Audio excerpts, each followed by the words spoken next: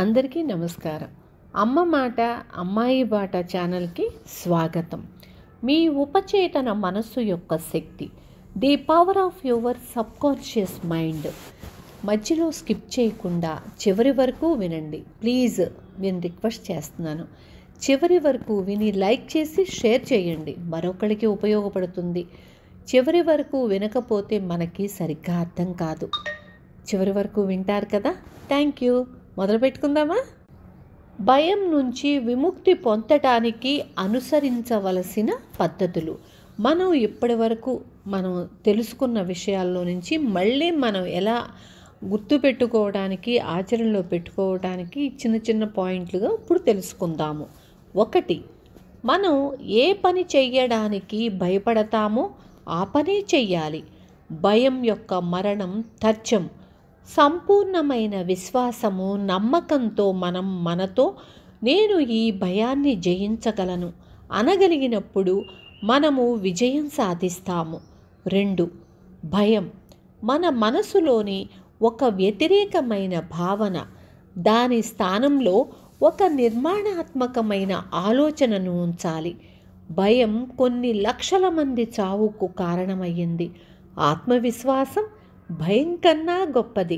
భగవంతునిలోనూ సన్మార్గంలోనూ ఉంచే విశ్వాసం కన్నా శక్తివంతమైనది మరేమీ లేదు. 3, భయం అన్నింటికన్నా గొప్ప శత్రువు. వైఫల్యత, అనారోగ్యము, చెడు మానవ సంబంధాలకు భయమే కారణం. ప్రేమ భయాన్ని పారద్రోలుతుంది. జీవితంలోని అన్ని మంచి వస్తువులతోనూ ప్రేమకు భావనాత్మక అనురాగం ఉంటుంది. నిజాయితీ, సమగ్రత, న్యాయము, సద్భావన, విజయాన్ని ప్రేమించాలి. సంతోషకరమైన వాటిని ఆకాంక్షిస్తూ జీవించాలి. సర్వశ్రేష్టమైనవే మనకి ఎప్పుడూ లభిస్తాయి. 4, భయం గురించిన సూచనలను, వాటిని వ్యతిరేకించే వాటితో నేను చక్కగా పాడగలను. నేను హుందాగా, ప్రశాంతంగా, నిర్మలంగా ఉన్నాను. అలాంటి వాటిని ఎదుర్కోవాలి. అది మనకి అద్భుతమైన లాభాలను తెచ్చిపెడుతుంది. 5, పరీక్షలలో భయం కారణంగా మతిమరుపు రావడానికి ఆస్కారం ఉంది. దీనిని తరచూ రూఢిగా నేను తెలుసుకోవలసిందంతా నాకు సంపూర్ణంగా జ్ఞాపకం ఉంటుంది అని అనుకోవడం ద్వారా మనము భయాన్ని జయించగలము. లేదా మన మిత్రుడు మనల్ని పరీక్షల్లో అద్భుతమైన విజయం గూర్చి అభినందించటం లాంటివి ఊహించుకోవాలి. పట్టుదలతో ఉండాలి. మనకి విజయం తథ్యం.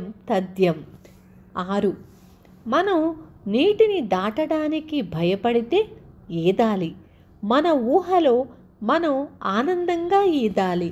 మనము నీటిలో ఉన్నట్లు ఊహించుకోవాలి. మనము నీటి చల్లదనాన్ని ఆస్వాదిస్తూ నీటిలో ఈదేటప్పుడు ఉండే సంతోషాన్ని ఆస్వాదించాలి. మనం ఇది చేస్తూ ఉంటే నీటిలోకి వెళ్ళాలనిపించి భయాన్ని జయించగలము. ఇది మన మనసు యొక్క నియమం. 7, మనకి లిఫ్ట్ లేదా మూయబడ్డ గది అంటే భయం ఉంటే గనక మనం మనసులో అక్కడికి వెళ్ళినట్లు, అక్కడ ఉన్నట్లు ఊహించుకోవాలి. లిఫ్ట్లో ప్రయాణించినట్లుగా ఊహించుకోవాలి. మన భయం ఎంతో తొందరగా పోతుంది. 8, మనం 2 భయాలతో పుట్టాము. ఒకటి కింద పడిపోవడం, మరొకటి పెద్ద శబ్దం అంటే భయం. మిగతావి అన్నీ మనకు మనం తెచ్చుకున్నవే. వీటిని వదిలించుకోవాలి. 9, సాధారణమైన భయం మంచిదే, కానీ అసాధారణమైన భయం చెడ్డది, వినాశకారి. నిరంతరం భయం గురించి ఆలోచించటం వలన అసాధారణమైన భయాలు ఇంకా ఇతర మనోవైకల్యాలు సంభవిస్తాయి. నిరంతరం ఏదైనా ఒకదానికి భయపడుతుంటే అది భయాందోళనకు దారితీస్తుంది. 10, మన సబ్కాన్షియస్ మైండ్కున్న శక్తి పరిస్థితులను మార్చగలదని, మన హృదయం కోరుకున్న కోరికలను నిజం చెయ్యగలదని మనం తెలుసుకున్నప్పుడు మనం అసాధారణమైన భయాన్ని జయించగలము. తక్షణమే దృష్టిని మన కోరికపై ఉంచాలి, దానికి అంకితం కావాలి. అది మన భయానికి విరుద్ధమైనది. ఇదొక ప్రేమ, భయాన్ని పారతోలే ప్రేమ. 11. మనం ఓటమికి భయపడితే విజయం వైపు మన దృష్టిని నిలపాలి. మనం జబ్బులకు భయపడితే సంపూర్ణ ఆరోగ్యం మీద మన ఆలోచనలను ఉంచుకోవాలి. మనం ప్రమాదానికి భయపడితే దేవుని రక్షణ, మార్గదర్శకత్వం గురించి ఆలోచించాలి. మనం చావుకు భయపడితే మరణానంతరం శాశ్వత జీవితం గురించి ఆలోచించాలి. భగవంతుడే జీవితం. ఇదే ఇప్పుడు మన జీవితం. 12. భయానికి సమాధానం ప్రత్యామ్నాయ నియమం. మనం దేనికి భయపడినా దానికో పరిష్కారం ఉంది. అది మన కోరిక రూపంలో ఉంటుంది. మనకి ఒంట్లో బాగాలేనప్పుడు మనం ఆరోగ్యాన్ని కోరుకుంటాము. మనం భయం అనే జైలు గోడల మధ్య బందీగా ఉన్నప్పుడు స్వేచ్ఛను కోరుకుంటాము. మనం మంచినే కోరుకోవాలి. మానసికంగా మనము సన్మార్గంపైనే మన దృష్టిని కేంద్రీకరించాలి. మన సబ్కాన్షియస్ మైండ్ మనకి ఎప్పుడు పరిష్కారాలు చూపుతుందని తెలుసుకోవాలి. అదెప్పుడు ఓటమి చెందదు. 13. మనము వేటికైతే భయపడుతున్నామో అవి కేవలం మన మనసులోని ఆలోచనలు తప్ప వాస్తవం కాదు. ఆలోచనలు సృజనాత్మకమైనవి. అందుకే జాబ్ ఇలా అన్నాడు, నేను దేనికైతే భయపడ్డానో అదే జరిగింది. మనం మంచిని గురించి ఆలోచించాలి. మనకు అంతా మంచే జరుగుతుంది. 14. మనం మన భయం వైపు చూడాలి. వాటిని కారణమనే వెలుగులో చూడాలి. మన భయాలను చూసి నవ్వటం నేర్చుకోవాలి. అదే అన్నింటికన్నా ఉత్తమ ఔషధం. 15. మనల్ని మన ఆలోచనే తప్ప మరేదీ భంగపరచలేదు. ఇతరుల సలహాలు, వ్యాఖ్యానాలు, బెదిరింపులకు ఏ శక్తి లేదు. శక్తి మనలోనే ఉంది.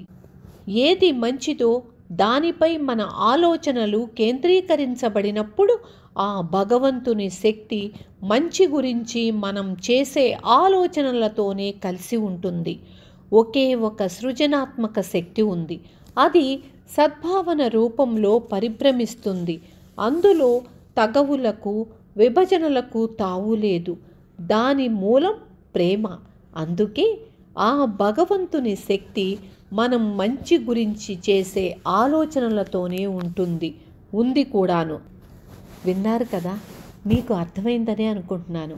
మిగతాదంతా కాకపోయినా ఈ పాయింట్లు ఒక్కటి విన్నా కూడా మనం ఏం ఆలోచిస్తున్నాము, దేని గురించి నష్టపోతున్నాము, ఏది ఆలోచిస్తే మనకి మేలు జరుగుతుంది, లాభం జరుగుతుంది, వేటిని వదిలేయాలి అని తెలుసుకోవాలి, అర్థం చేసుకోవాలి. అలా మనం అర్థం చేసుకొని దాన్ని మన మనసుకు స్వీకరిస్తే మనకింకా ఏది ఎదురుండదు. వేటి గురించి మనం భయపడము. విజయాలు మన సొంతం అవుతాయి. ఉంటాను. మళ్ళీ రేపు మీ ముందుకు వస్తాను. Thank you.